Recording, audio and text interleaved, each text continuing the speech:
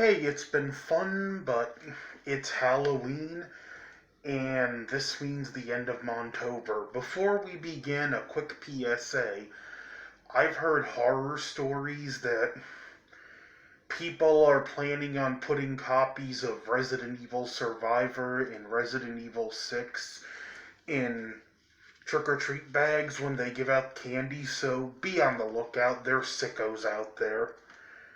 Now, this one I'm excited for. My favorite movie in the Halloween franchise, Halloween 4, The Return of Michael Myers, set 10 years after the events of Halloween 2, where somehow him and Loomis are still alive.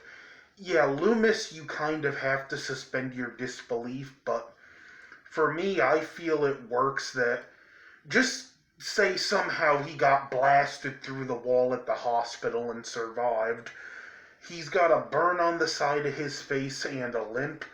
Myers is in a coma being transferred. Someone mentions something about him having a niece and he comes to and kills the paramedics in the ambulance.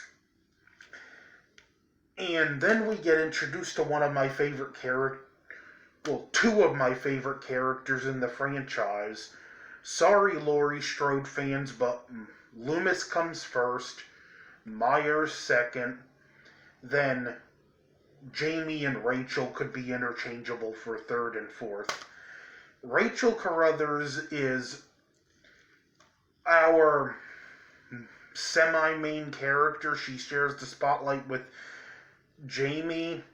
Jamie is Michael Myers' niece, who is Laurie Strode's daughter. Of course, we find Laurie was killed in a car accident, and the Carruthers are foster parents. One thing I like is the relationship, like we see Rachel not wanting to babysit her foster sister and wanting to go out with her boyfriend and being apologetic after Jamie overhears her, or Jamie talking and he's like, "Do you love me like a real sister?" And she goes, "We're not really sisters, but it doesn't mean I love you less." And for the longest time, I thought this was kind of cold of Rachel, but I wonder, how long have her parents been doing the foster parent thing? How many potential foster siblings has she had that she's gotten, you know, super attached to, only for them to either get adopted or moved with other foster parents? Yeah, it would be all kind of too easy to build that harder shell and not want to get too attached. But their relationship is a strong part of this movie. And I can't say enough good things about Danielle Harris as young Jamie Lloyd. It's rare that you see a child actor on this caliber, and Danielle is 100% believable in every scene. I like the scene at school where she's getting bullied, and it's like they tease her about being related to Michael, they tease her about, being an orphan, and what I like is later that after that incident, she tells Rachel, "You know what, let's go trick-or-treating. I want to stick it to these kids." And I like the nice scene later. One of the kids that was picking on her's like, "Cool costume, you want to trick or treat with us?" And I kind of get that kid was just going along with the group, and when he's not with them, he's nicer. Meanwhile, we have Donald Pleasance hitting it out of the park as Loomis, which is par for the course. This is a more old, tired, disgruntled, "I don't have time for this nonsense" Loomis. He knows once there was the accident, Michael's on the loose. Rather than arguing with the other doctor, he just goes looking for him. He encounters Michael at a gas station. Michael had killed the workers and then drives off, destroying Loomis's car by basically you'll see he causes an explosion. He clips the phone lines, which caused the pumps to explode. It was a chain reaction. And as a result of Loomis having to hitchhike to Haddonfield, we get one of the most interesting characters we've ever seen in this franchise, and he's only in it for one scene. Now, In this, the novelization, he's in it for more than one scene, and I think had we got that in the movie, the character wouldn't have had the same impact. It watered it down, but it's a nice conversation with Reverend Sayer.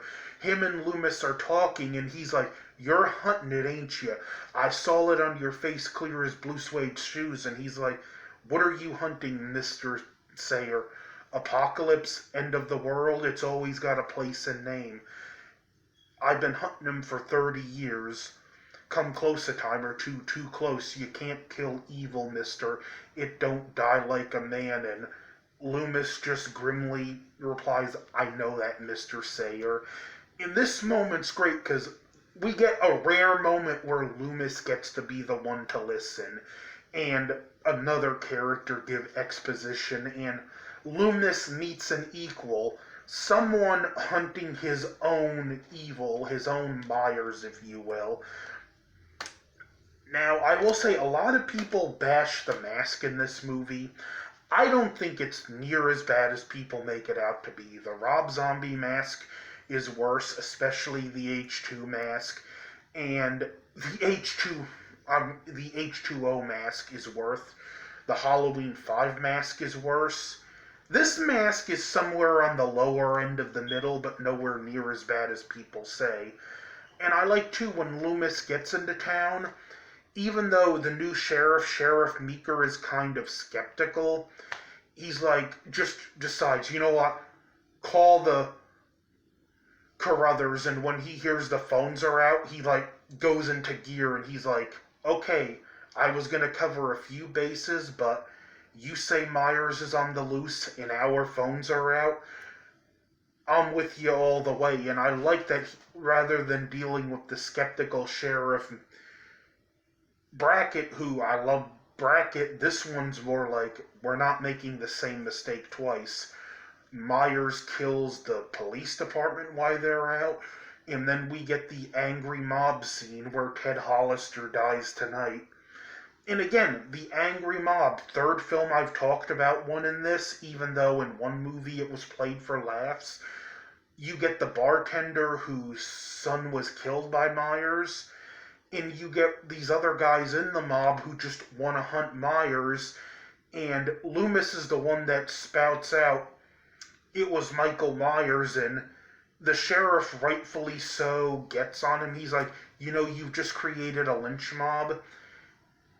He's got a bunch of well-meaning amateurs without training running around, and someone innocent gets killed, but Loomis also rightfully points out, "You haven't got a police force. These men might be the only defense this town has," which is equally true. This mob winds up thinking they see Myers in the park, and like I said, Ted Hollister dies tonight. They shoot at him and find out it's Ted Hollister. We don't see what Ted Hollister looked like or what he was doing behind the bushes. I'd like to think one of two things. He was the neighborhood hobo and nature called, or maybe he worked for the parks department and he just decided, "You know what, I'm going to trim these bushes or something tonight because I'm bored," and he got killed. But while that's going on, we get a great scene with Jamie and Laurie trick-or-treating with Atmosphere and Michael lurking around, which Atmosphere is this film's strongest point. The opening credits have more atmosphere than most modern movies. It has a great spooky ambient soundtrack, and the camera just shows a farm at Halloween time with all these farm equipment. And as you're watching, you're thinking, how can Michael use these? For my headcanon, that farm is the farm from Halloween 5, but we'll address that dumpster fire next year. But that scene sets the tone for the atmosphere you're in with this movie. Eventually, they're found. Meeker takes Rachel and Jamie to his house where her boyfriend is cheating on her with the sheriff's daughter. They get them in, and he even hands them a shotgun, and he tells them, "Oh yeah, one more thing. If I see you lay hands on my daughter, I'm gonna use that shotgun on you." And we do get this whole part is my absolute favorite part of the movie because it's just tension building on tension. Everyone's scared. Not all these people like each other, but they just want to live the night. And we see Myers is in the house. He impales Meeker's daughter with a shotgun, kills the other deputy. Which another scene I like when the deputy asks, "Isn't this a little paranoid?" And Meeker's like, "If you seen that police station, you wouldn't even ask." He kills Grady in the most visceral and effective kill in the movie, which is very simple. He just grabs his head and squeezes. There's no gore, just sound effect, and it works. Rachel and Jamie get to the roof, get separated. Jamie runs to the school, and Rachel winds up saving her there. There is one scene with a very bad Myers mask that apparently it was the practice mask, and they were running out of time. They had to finish the shot, in the practical filming mask got ripped, so they had to use it. And anyway, Rachel saves Jamie, then the angry mob does something right. They meet up with them and they're like, "Let the police handle it and take Rachel and Jamie." Now, as they're leaving town, they finally see the state police and they're tell him he's in the school, and the police go off, and somehow Myers shows up at the back of the truck. This is something that you really have to suspend your disbelief. Either he was hanging on the bottom of the truck the whole time, or somehow he got in a vehicle and got ahead of them, and because of the fog, he was standing in the road and didn't see him grab the truck. He kills the well, at least throws them out of the back of the truck, kills the driver. Rachel runs him over, and Jamie touches Michael's hand, and then he gets up, and the angry mob, along with Meeker and the state police, shoot Michael into a well, and at the end we get my favorite scene in the franchise. Jamie's foster mother is fixing a bath for her, and we see a POV of someone put a mask on and grab scissors. It's Jamie in the clown mask that looks eerily similar to what Michael had on in the beginning of the first movie. She stabs her mother, and we hear one scream in silence. The idiot director of Part 5 ruined what this movie set up, and Loomis runs with the gun, and then he just has a complete look of shock and horror on his face. And Meeker looks up and he does the same thing, and he has that shock, knocks the gun out of Loomis's hand, and we hear Loomis screaming, "No, no, no."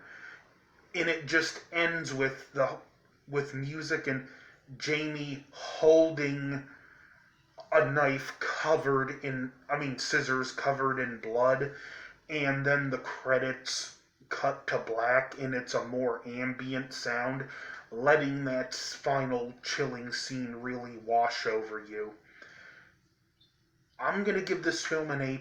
It's my favorite Halloween movie. Not saying it's the best, just my favorite. Halloween 1 is the best, but this film just about checks all the boxes for what I want in a slasher film. It's enjoyable from beginning to end. It has great atmosphere, great performances. Yeah, there is some goofy stuff you have to suspend your disbelief, but it's a slasher movie. That's part of the territory. Montober's been a lot of fun this year. Don't forget to like, share, comment, subscribe, and Montober will return next year. Have a safe and happy Halloween.